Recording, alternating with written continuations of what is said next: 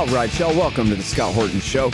I'm the director of the Libertarian Institute, editorial director of antiwar.com, author of the book Fool's Errand, Time to End the War in Afghanistan, and the brand new Enough Already, Time to End the War on Terrorism. And I've recorded more than 5,500 interviews since 2003, almost all on foreign policy, and all available for you at scotthorton.org. You can sign up for the podcast feed there, and the full interview archive is also available at youtube.com/Scott Horton Show. Right, you guys, on the line, I've got Gilbert Doctorow, author of Memoirs of a Russianist in 2 volumes, which I swear I'm going to get to someday when I figure out how to stop time and catch up on all my book reading.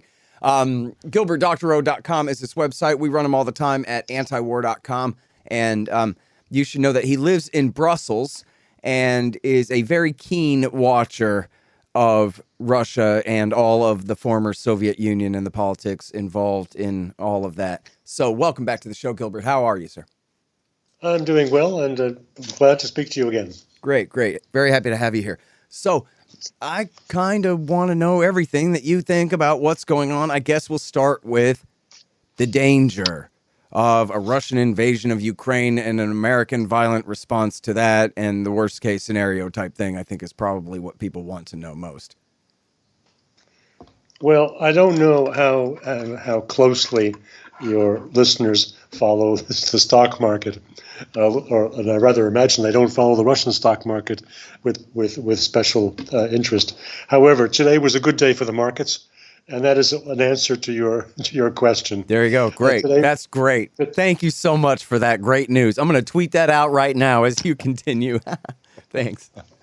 The point is that one of the Russian deputy ministers of foreign affairs made the remark that Russia has no interest, no desire to even think about fighting with Ukrainians, with their Slavic brothers. And that, of course, got the markets going very well. Gazprom rose 10% today.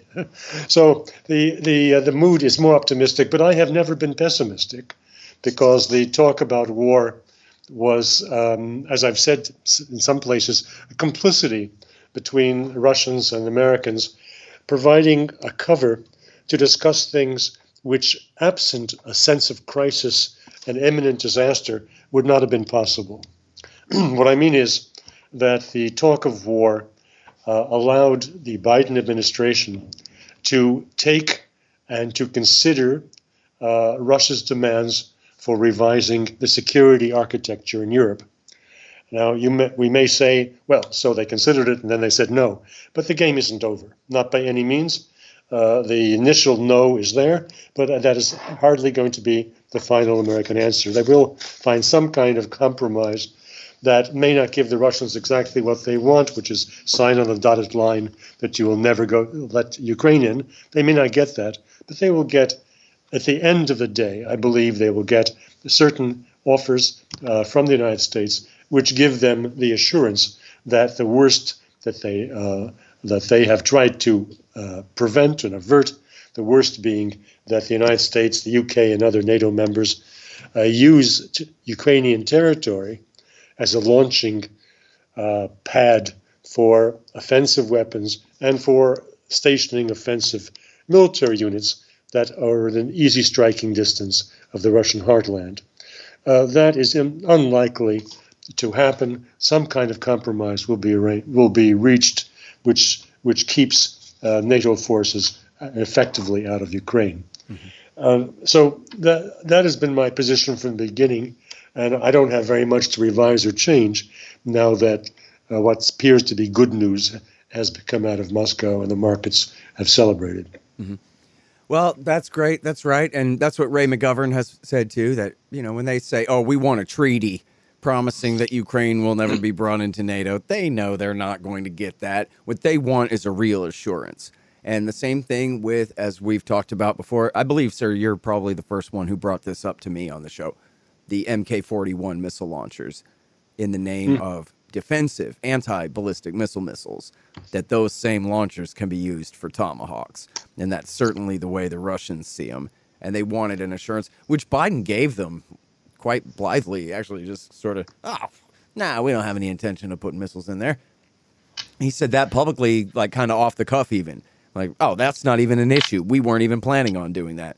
Which, in fact, that's a good question for you here. Is did you have any indication that they really were considering putting those missile launchers into Ukraine, or do you think that Putin had some real reason to believe that they were considering doing that, or he was just kind of using that, potential issue as a cudgel to get the argument started? I think it's the last point. There were, however, other things going on which were not covered by the blithe remarks of Mr. Biden, and which will have to be addressed before this issue begins to be put away in the out basket. It's still very much in the in basket. And the other issues, for example, are the British and American, but primarily British, construction of two naval bases on the Black Sea for Ukraine, which will effectively be armed and manned by the British. And at least one of those naval bases is just 80 miles from the Crimea. That is obviously unacceptable to the Russians, and some kind of agreement will have to be separately reached to ensure that it's not just these dual-purpose missile launchers, but all military infrastructure that has an offensive potential or has a very brief warning period before attack, given the distances involved, that all of this will be carted out of Ukraine. That will be the likely end. Now, how we reach that end, how much more pressure the Russians will have to apply, that will depend on the stubbornness of the American side, and the Russians have a lot of cards up their sleeve. There was talk in the last week of the agreements, the strategic cooperation agreements that Russia has reached with Venezuela and Nicaragua. And the purpose of doing that is to restage, to recreate the Cuban Missile Crisis in reverse. That is, whereas the 1962 Cuban Missile Crisis was Russia stationing missiles that were nuclear armed in Cuba, 90 miles or whatever it is, from Florida, which the United States rejected as totally unacceptable and was ready to go to war over. And now it is the Russians who are doing this in reverse, that what the United States, are doing by marching up to our borders in NATO or simply on your own is unacceptable to us. You're presenting security risks which we cannot accept, and we will return the favor by placing our bases close to you. Now, they weren't necessarily going to be missile bases in either Nicaragua or Venezuela, but what they will be, very possibly, is port facility rights. That is to say, for Russian submarines and surface vessels to be able to put into port in Nicaragua, and so not have to travel several thousand miles back to their Russian bases to keep a watch in the Caribbean. Now, that would be very unpleasant for Washington. And it has the negotiating advantage of placing in the front pages of all of our newspapers the Russian charge, we don't have a right to a sphere of influence or a buffer zone. Then, gentlemen in Washington, how dare you call out the Monroe Doctrine and complain about our bases in Nicaragua or Venezuela? So that is a next possible development if the Russians do not get satisfaction with their present negotiations that will probably resume in Geneva. They, of course, also have the possibility of playing peekaboo with their nuclear-armed hypersonic carrying submarines off the U.S. coast, both East Coast and West Coast. That would certainly get the attention of Washington, of Capitol Hill, and you'd have a lot of angry words but the knowledge, but not just angry words, but deep fear, existential fear, which might make the United States more flexible in negotiating the Russian demands. Yeah. Now, it's funny because the parallel kind of argument from the Doves has been, guys, remember the Cuban Missile Crisis and how the Americans reacted to the Soviets putting missiles and these kind of bases in Cuba? Well, how do you think they feel now? But then there's the whole other argument about the Cuban Missile Crisis, which is the Russians could make another one of those if they wanted to, which I know you didn't say missiles. A destroyer base would be, 10% of a Cuban Missile Crisis, but any kind of increased Russian military presence in the Americas would be, obviously the kind of crisis, politically, domestically, that any politician would want to avoid. And so, but it just goes to show, right, that there's all kinds of things the Russians can do. If they want to have something to negotiate away, well, they could escalate all over the place. And, we're probably just beginning to imagine all the different things they could do to get the Americans to just agree to back off, which has already happened, right? I mean, as you're saying, the Biden government isn't going to, force these issues. In fact, the headlines on antiwar.com today are the Ukrainians met with the Russians and agreed to, I guess, try to reinforce the Minsk II ceasefire in the east of the country, which is, obviously the Americans are behind them, telling them they want them to make this deal, right? Or don't tell me that's over the Americans' dead body that the Ukrainians are making that deal today. No, of course, the United States would be pressuring Ukraine. This is unpleasant. They would like to have Russia over a barrel, but they don't. In fact, Washington's options are far fewer than the Russians' options, and its geography tells you that story. I think the most remarkable thing in the development of the post-Cold War is how the countries that the United States has brought into NATO, the so-called frontline states, like the Baltic states, which have borders with Russia or are within very close proximity of Russia, that none of them look at the map. And when you look at the map, you understand that there is a big neighbor, and you may be close to them, but they're also close to you. And there's no way in hell that any country which is your ally, 4,000 or 5,000 miles away, and has like 3,000 troops stationed in your country, is going to save your neck if the Russians decide to break your neck.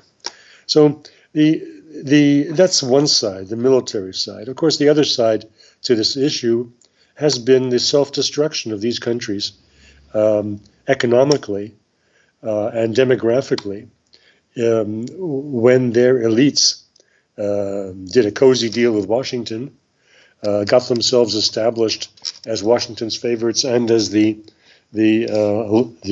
democratically elected governments. Well, these democratically elected governments in all of these East European countries oversaw the loss of 25-30% of the population because their economies imploded when they lost the Russian market. And they lost the Russian market because they gave it away, or by spitting in the face of the Russians and smiling to the Americans. So these countries all are in a weak position, although they shout a lot and make a lot of noise, and have until recently been the tail wagging the NATO dog. The Russians intended to end that impossible situation and to speak to the principle, which is why they went over the head of Europe and spoke to the United States. Hang on just 1 second. Hey, y'all, they've got great deals on weed at thehempspot.com. The Hemp Spot specializes in Delta-8 tetrahydrocannabinol instead of Delta-9, so they can send it straight to you anywhere in America. Recently, a friend moved and didn't have a guy in his new town, but then he heard about thehempspot.com on my show and was saved, figuratively and literally, because if you use the promo code Scott, you get 15% off every order and free shipping on any order over $100. Legal jams, bud, gummies, and the rest in your state. Thehempspot.com. Spell the THC. You guys, my friend Mike Swanson has written such a great revisionist take on the early history of the post-World War II national security state and military-industrial complex in the Truman, Eisenhower, and Kennedy years. It's called The War State. I have to say, it's the most convincing case I've read that Kennedy had truly decided to end the Cold War before he was killed. In any case, I know you'll love it. The War State by Mike Swanson. Some of y'all have a problem. You've got chickens, but you don't want to stand around throwing food at them all day because of all the important stuff you have to do. Well, the solution to that is to get the free-range feeder from freerangefeeder.com. The free-range feeder has been developed to satisfy the needs of the poultry chicken hobbyist and the homesteader. The convertible design allows for 4 different mounting methods. Go to freerangefeeder.com/Scott or use promo code Scott to get 15% off and get the free ebook.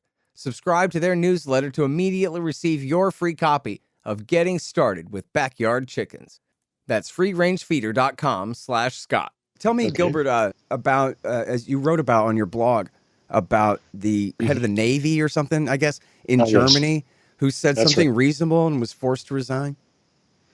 Well, he received a lot of very unfavorable press. Remarks that he made on the 21st of January when he was visiting in India. This was in a closed meeting, but some people used their iPhones to tape it, and then they disseminated these tapes in which he was saying very reasonable things, but very politically incorrect things, given his station and given the official position of his government. He was saying that Vladimir Putin deserves respect, and that the main thrust of the present Russian activity around the Ukraine borders is precisely to get respect, and the respect is very cheap, and so it's unreasonable that Europe doesn't give it to him. And that was enough to, he also said that the Crimea would never go back to Ukraine. Now, these are pretty obvious things, and they will never go back to Ukraine, and most anybody who's got their head properly screwed on to their bodies knows that. However, the official position of the German government, together with NATO and the United States, is that the Russian occupation is illegal and so forth. So he said politically incorrect things, and he took a lot of flack, and he consequently tendered his resignation, which was then immediately accepted. So he's gone. However, as I noted in an article yesterday, this was not a one-off thing. This is not the strange behavior of one German head of Navy who happened to have a heart as well as a mind and who behaved like a normal human being, which is something that's quite the whole exceptional. Government seems to be, the Germans are the most reluctant to go along with the more aggressive posture out of everybody in the current situation, right? All right. Well, if your listeners will hear repeated that the German coalition government has, as a foreign minister and as a minister of defense, Greens, and you will hear the mainstream statement that the German Greens were a peace party. Well, maybe for a couple of days when they were founded 30 or 40 years ago, but ever since they've been a war party. And that in the European Parliament, the most over the last decade, the most vociferous anti-Russian voices in the European Parliament were always German Greens. Mm-hmm. I stress German Greens because there are several Green parties from other countries, the Scandinavian Green parties, which are much open and reasonable and discuss all these issues like adults. The German Greens were not adults, they were anti-Russians. So Mr. Scholz, the German federal chancellor, has a tough time. He needed the help of the Greens to form a majority coalition and his new government. But he is the heir to a different tradition. That is the tradition of the SPD, of the socialists going back to the 1970s, was that called Entspannungspolitik, the détente in nice French English, relaxation or rapprochement between Germany and Russia. This was the policy that was championed for 5 years during his chancellorship of Willy Brandt, who was, we all know first as the, or some of us know, as the celebrated mayor of Berlin, who went on to become chancellor.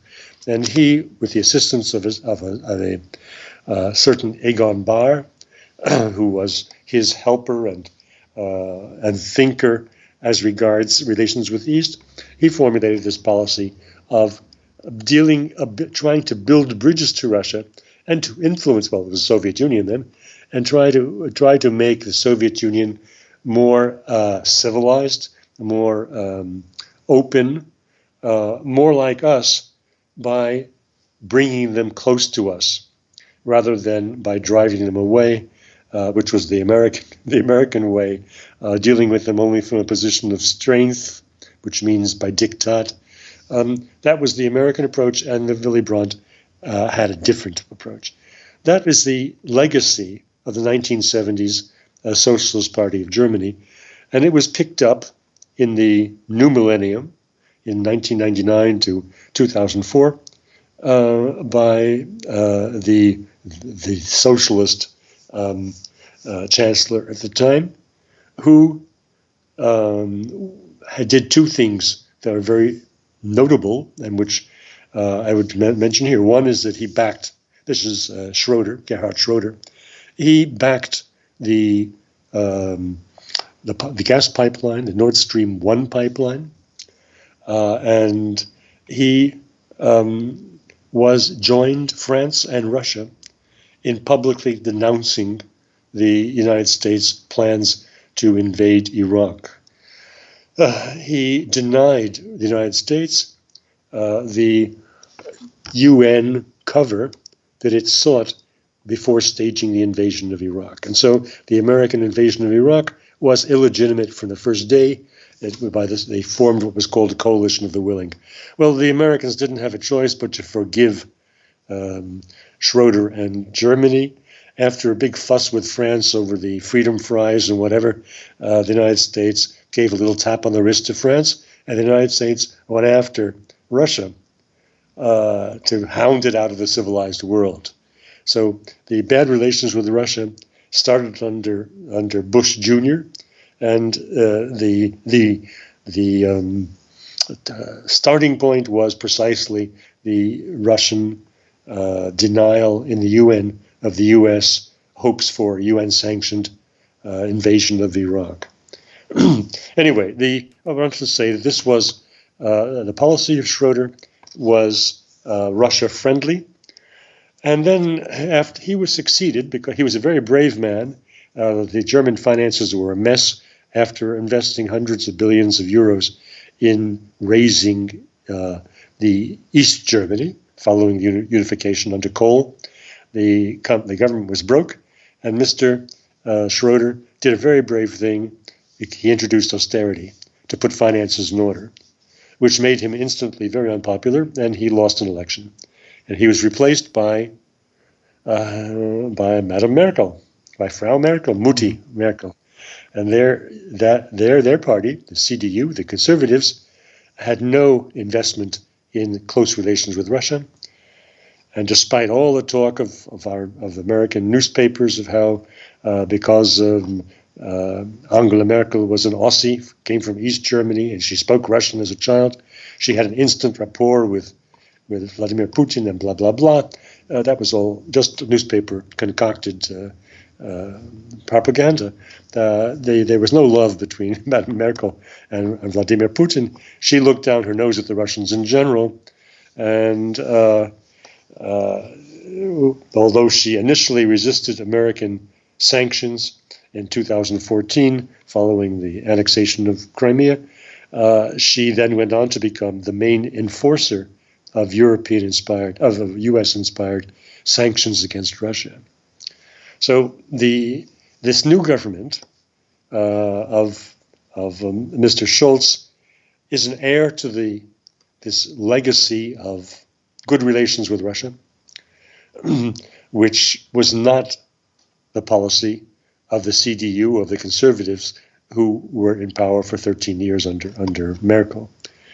We will see whether or not Scholz is able to master, to take control of his government and override the rather hawkish and warlike instincts of the Greens that he had to bring into his government in order to rule. Mm-hmm. But I wanted to bring attention, if you give me one more minute to say this, I wanted to bring attention to something that happened yesterday, the day before yesterday, and which is a follow-on to your introducing the question of this German minister of the Navy who was forced to resign.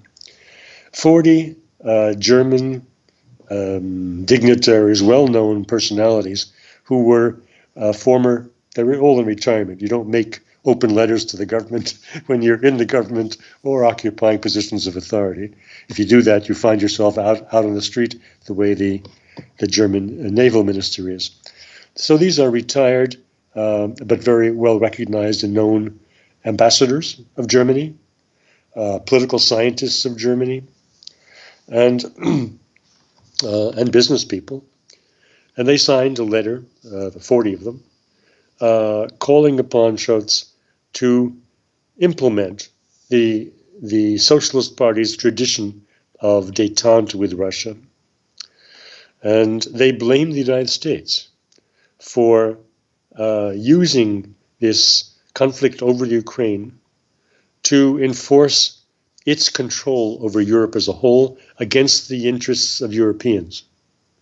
I think your readers would be quite interested to consider the statements that are made, because I imagine many of these statements they will also subscribe to, that European Union consists of vassals controlled by the United States and working against the interests of the European peoples. Well, I'll tell you what, to read the statements from this guy, I'm sure I'll say his name wrong, Jens Stoltenberg, the head of NATO, you know, he talks as though he's ready for war at any time, and then he came out making demands that, I'm not exactly sure the exact language of it, but essentially saying that he demanded that the Russians leave the Donbass, where they really aren't anyway, and the Crimea, but also South Ossetia and Abkhazia, and the Transdniester. I'm sure I'm saying that wrong too, which is this little strip of land, I guess. I'll let you describe. I think between Hungary and something or other, and that he's demanding he's calling all this occupied territory and demanding the Russians leave now. And this is after Biden's given his written response to Putin, which we have to assume includes some climbing down rather than just more tough talk. But so I wonder who this guy Stoltenberg is really representing. Is it just Lockheed Incorporated, or is it something else? Well, I think he gets his marching orders from Washington, just as the head of the European Commission, von der Leyen, who was formerly the Minister of Defense in Germany and worked very closely with NATO, she also gets her marching orders from Washington. And for that matter, the head of the European Council, Charles Michel, also gets his marching orders from Washington. These people are on the U.S. payroll. I don't mean necessarily they get a check every month, but they're lined up to get their hot dogs at the ranch. And Europe as a whole does not defend European sovereignty at present. Individual countries have that possibility, and Germany is the outstanding case where there is a tradition of independence from NATO and from the European Union vassals following Washington. Under Merkel, that was submerged, and she did Washington's bidding in the hope of preventing things from getting still worse. In the case of Scholz, we'll have to see what he does. He isn't very impressive in the first days in office, but perhaps he'll get his feet on the ground and will be able to command a team that is distinctive in being more peace-minded. By the way, the open letter had the following title. It was for a German security policy that builds peace. So I think that that this will be of interest to your listeners. It is not a completely new development. I was in Berlin in November, together with Ray McGovern, by the way. We both were there in November 2016, when something called Détente Now was launched, also by socialists, with people who had served closely with Willy Brandt's assistant Egon Bahr.